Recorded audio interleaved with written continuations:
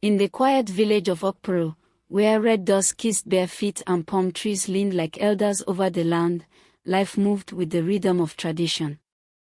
Women pounded fufu, goats wandered freely, and the wind carried stories older than memory. But among this harmony was Nina, and a girl too beautiful for peace. Her caramel skin glowed under the sun, her full lips often pressed into silence. Her eyes, large and deep, carried questions, pain, and something darker. Her hips swayed like she was born for dance, her chest rose like twin moons in a jealous sky. She was 17, barefoot, carrying clay pots and burdens no one could see.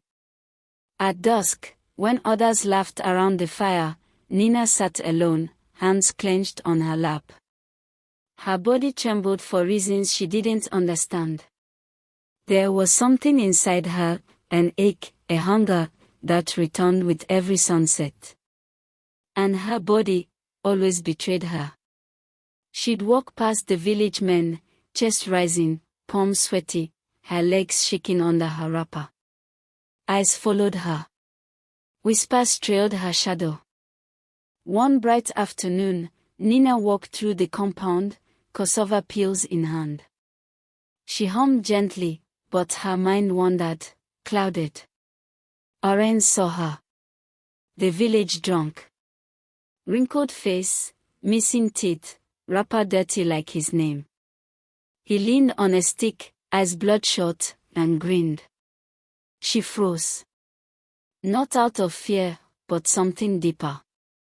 Her body reacted. Her chest tightened. Her breathing shortened. She followed him. Into the bush they disappeared. And when she returned, wrapper torn, feet dusty, the woman hissed. She followed the drunk this time. That girl. The village wasn't kind. Women gossiped near baskets of tomatoes and dried fish, whispering, glancing over their shoulders. Their eyes cut like blades. By the stream, boys mimicked her. They danced like goats, shouting, "Nina, go follow goat." They laughed, not knowing the wound they pressed deeper. Even the men, they smirked. They knew. She could feel it in their silence. One step toward her, and she fled. Every glance now felt dangerous. Every path, lonely. Mama Adanma, Nina's mother, watched in silence. Her eyes were always tired. Her heart, more so. She prayed, fasted, begged pastors to lay hands on Nina. But nothing worked. She even took her to a forest herbalist. The man blew smoke in Nina's face, chanted, rubbed ashes into her skin. Still, nothing changed. That night, Nina knelt at her mother's feet and wept. "I'll change, Mama. I promise." But promises couldn't fight what lived inside her. Only Auntie Yuzidai could calm her. In the still of the evening, Nina would rest her head on Yuzidai's lap. Yuzidai would chew her bitter cola slowly and say, "You are not wicked, Nina. The world is just wicked to girls like you." They'd sit by the fire, sipping pepper soup in silence. Yuzidai's words, gentle like water on hot skin, gave Nina what the village never could, understanding. Then came that cursed day. Market day. The sun burned high. Nina moved through the stalls, wrapper tied tightly, head bowed. That's when she saw him. A madman.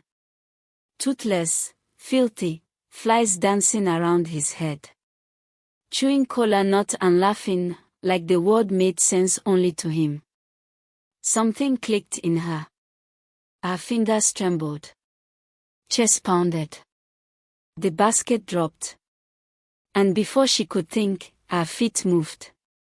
They vanished behind the yam shed. Moments later. "You," a woman screamed. "She's done it again." With that madman. Heads turned. Mouths opened. Disgust. Shock. Familiar shame.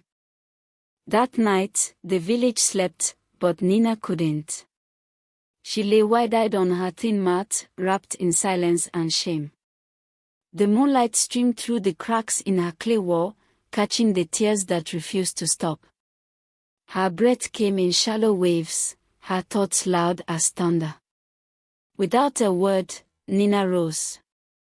She tied her wrapper tighter, picked up a small bundle of her belongings, a folded cloth, a calabash with dry gurry, and her mother's old bracelet.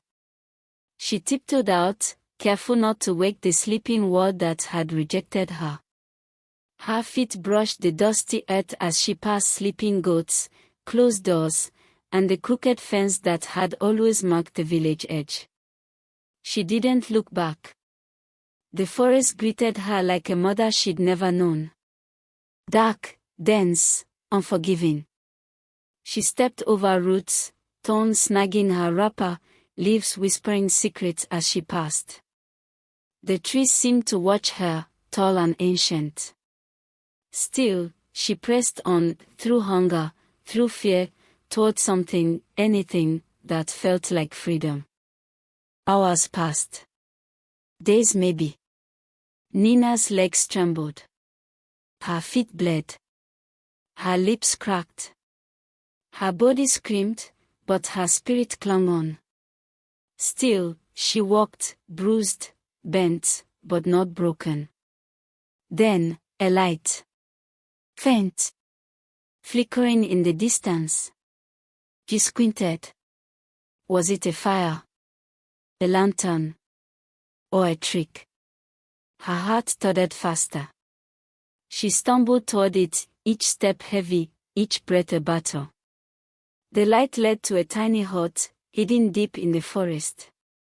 Smoke curled lazily from the chimney. And there, at the door, stood a man no taller than her chest. Skin wrinkled like old bark, eyes glowing white. He didn't speak. He didn't need to. Nina collapsed at his feet. She had finally arrived. The air inside was thick with incense and the scent of crushed leaves. Carvings lined the walls. Wooden figures stared from every corner. The forest healer handed her a cup of water. She drank, her body trembling. He studied her, not with curiosity, but with knowing. As if he had waited a long, long time. You are cursed, he said finally. Not by the gods, but by wicked hands. Nina blinked. Cursed. He nodded. You were marked. Long ago. Hidden by your mother's fear. He pointed to a glowing carving of a dog on the wall. A spirit entered the bloodline. It hides in plain sight, waiting for its own. Nina gasped. The symbol pulsed with warmth. You must return, the healer said. Face what waits in your village. Break what bound you. At first light, Nina ran. Through thorns, through shadows. The forest no longer held her, it released her. She ran with resolve. Not for safety, but for truth. The village came into view. Faint smoke from cooking fires. The smell of earth and pepper soup. Palm trees danced gently in the morning breeze. Her chest heaved with exhaustion, but her heart beat with something new. Hope. Back in the quiet hut, Nina stood before her mother, voice trembling. I need to tell Auntie Yuzida everything, she said. But Mama Adanma gripped her arm tightly. Her tired eyes flashed, not with anger, but fear. You must not, she whispered. Not her. Not anyone. The lantern flickered as Adanma raised a finger. Do you want them to curse you again? Do you want your name scattered on their lips like ash? Nina looked down. Confused. afraid. But something inside her stirred, a question she had no words for. With trembling hands, Nina knocked on the first door. A middle-aged woman opened, glanced once at Nina, and spat at the ground. "No," she said sharply, pointing away. "Take your evil elsewhere." Mama Adanma tried to speak, but the door slammed shut. House after house. Face after face. Doors slammed. Windows shut. Children stared, whispered. One boy threw a stone that barely missed her foot. And Nina just stood there. Eyes open, but not blinking. Inside their hut, Mama Adanma bent low to speak to two boys with curious eyes. She gave them a coin and a small bundle of gori. "Help her," she whispered. The boys nodded, wide-eyed and proud of their secret mission. Nina watched from the corner, silently hopeful. The boys darted between fences and trees. They peeked into compounds, watched the adults, scribbled crude notes with charcoal. By a tree, they spotted a man tying a dog to a stake. One boy gasped. "This is the one," he whispered. They ran back, feet flying through dust and mission burning in their chests. Yuzidai stood at her doorway, arms folded, eyes narrowed. Mama Adanma approached slowly, Nina behind her like a shadow. The silence between the women was louder than thunder. Inside, the air was thick. Yuzidai chewed her bitter cola, eyes locked on her sister-in-law. Adanma fumbled with her wrapper, then finally spoke. "I need your help, for Nina." Yuzidai didn't respond. Not at first. Just the sound of fire cracking. Yuzidai walked the village like a quiet storm. Soap here. Salt there. She exchanged small goods for the village dogs. Some barked, some wagged their tails. She never said why. Only smiled and moved on. At the edge of the village stood a gray-haired man with hard eyes. Beside him, a large grey dog with yellow glowing eyes. Yuzidai offered her gift. He shook his head. No trade. The dog stared at her, unblinking. Something about it chilled her bones. Under the moon's gaze, Nina stood in the clearing. Palm oil streaked her arms, charcoal marked her face. She held the carved bone tightly and whispered the ancient words taught by the healer. Fireflies danced around her. The air, thick with waiting. From the shadows, the grey dog snarled. It charged. Nina didn't run. She stood firm, chanting through tears, blood trickling from her arm where claws had caught her. Her voice grew louder, stronger. The dog howled. A golden light burst from Nina's chest. And then, silence. The dog lay still.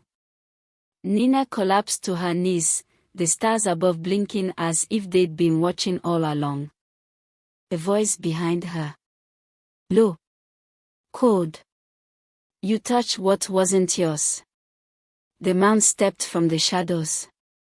Behind Nina, Yuzidai appeared, her face frozen with shock. Later that night, Yuzidai sat before a calabash of water. She stared into its surface. And there, the man's face stared back. Her voice cracked. Kubina. Her hands trembled. This was bigger than curses. Under the moon, Yuzidai faced Mama Adanma. You lied, she accused. Adanma wept. I had no choice. Nina. Nina is my first. I faked her death.